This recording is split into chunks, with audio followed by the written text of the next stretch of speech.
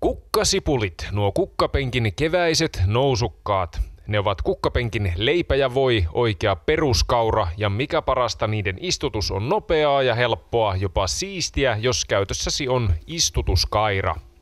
Tämä kaira vaan painetaan tänne maahan, nostetaan, pistetään sipuli tuonne kuoppaan ja tiputetaan multa takas päälle.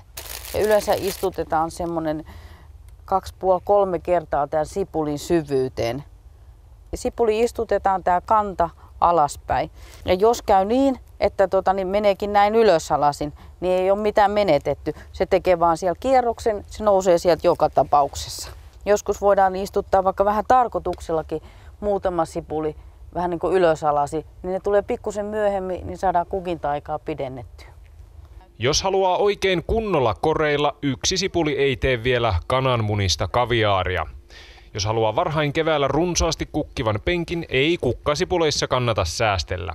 Ensin penkki on pohjustettava ja siihen on lisättävä ravinteet. Eli tässä laitetaan kukkasipulin ravinnetta tänne, niin saadaan vähän potkua noihin kevätsipuleihin. Ja tämmöinen purkki riittää suurin piirtein 5 neliölle. Tässä meillä on suurin piirtein 4 ala ja sanotaan semmoinen 2-3 ruokalusikallista.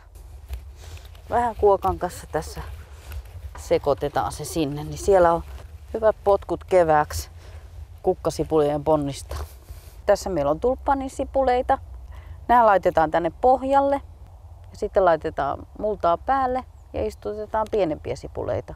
Eli nämä istutetaan tähän kerroksittain. Tässä tapauksessa alimmaiseksi laitamme isommat kukkasipulit, tulppaanit.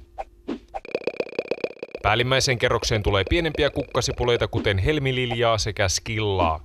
Näin saadaan runsas ja eri aikaan kukkiva kukkapenkki. Täältä paketin alakulmasta löytyy tietoa, minkä korkunen tästä sipulista tulee, mikä on niiden sipulien istutusväli. Ja täältä paketin takaa löytyy tietoa, milloin tämä sipuli istutetaan ja milloin se kukkii.